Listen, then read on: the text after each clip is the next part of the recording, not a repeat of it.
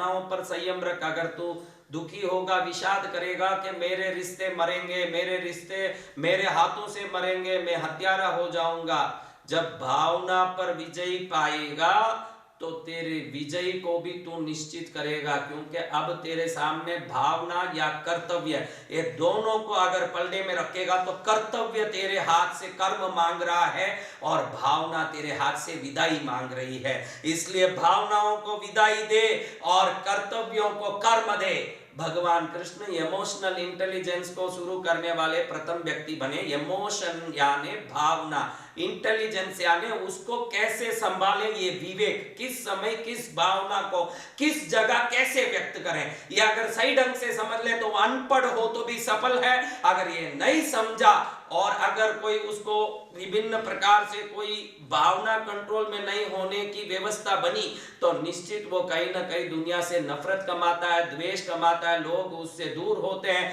और फिर बाद में वो असफल होकर के दुखी होता है। आज कहीं भी जाओ आदमी लड़ाई को अपना अस्त्र मानता है, लेकिन अगर आप भावना को कंट्रोल में रखने वाले व्यक्तियों को देखोगे तो वो निश्चित सफल व्यक्तियों के श्रेणी में आएंगे। जिन लोगों ने भावना को कंट्रोल किया वो लोग सदा सफल व्यक्ति होते हैं। आज कंपनियों में देखोगे, बड़े बड़े कंपनी में इंटरव्यू का जो टेक्निक है वो बदल गया है। पहले जमाने में इंटरव्यू होता था तो आप क्या पढ़े हुए हो पहला सवाल होता, तो वो शुरू करता मैं 10वीं पढ़ा हूं, फिर 12वीं किया, फिर ये बीए किया, फिर बीकॉम किया, फिर एमबीए किया।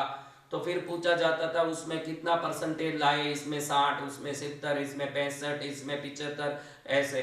फिर उसको पूछा जाता था स्पोर्ट्स में भी कुछ इंटरेस्ट लिया या नहीं, उसका कोई सर्टिफिकेट हो तो दिखाओ, तो वो दिखाता फुटबॉल में ये सर्टिफिकेट मिला, वॉलीबॉल में ये मेडल मिला। फिर उस सब को देख के हाँ ये आदमी होशियार है, ये समझदार है, इसको रखना चाहिए। 2000 तक ऐसे ही दुनिया को चलाया जाता था जब तक दुनिया में मल्टीनेशनल कंपनीज हर जगह जाके स्थान नहीं पाई। जब से ये बड़ी बड़ी कंपनियां आई, कॉल सेंटर के रूप में समझो या किसी भी बहाने समझो, एक एक जगह पर 5-5 से 10-10 हजार लोग काम करने लगे, एक बड़ा सा भीड़ किसी के नीचे काम करने लगा।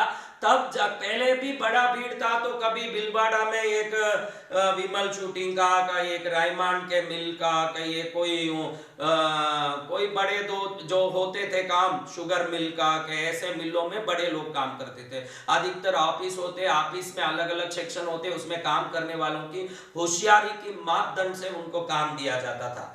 अब जब ये बड़ी बड़ी कंपनियां धरती में हर जगह पांव फैलाने लगी, भारत में पहुंची और दुनिया भर में पहुंची, तो एक शोध होने लगा कि ये होशियार आदमी बहुत पढ़ा हुआ होशियार तो है, लेकिन अपने नीचे काम करने वालों को इज्जत नहीं दे रहा, सम्मान नहीं दे रहा, उनसे काम करने का तरीका इसको नहीं आ रहा। ये इतना होशियार आदमी है लेकिन इसके तरीकों की कमी के कारण नीचे वाले लोग अपनी पूरी क्षमता दिखा नहीं पा रहे। इसके और उनके बीच का जो मतभेद और मनभेद है, ये मतभेद और मनभेद कंपनी के नफे में बहुत बड़ा परेशानी ला रहा है। इसलिए लोगों ने सोचा कि ऐसा होता है तो अब क्या करना चाहिए। फिर बाद में समझ आया कि बुद्धि की समझदारी से ज्यादा जरूरत है भावनाओं को संयमित करना। और जितने बड़े पद पर जाते हैं उतना ही धीरे धीरे मैं बड़ा हूं, मुझे तू क्या बोलता मेरा सुन, ऐसे कहने की आदत बढ़ जाती है। और बड़े पदों पर विनय विवेक के साथ जो भी रहते हैं वो बहुत बड़ी भीड़ के नायक बनते पूरी दुनिया में देखे गए हैं। आज भी जितने भी राजनीति या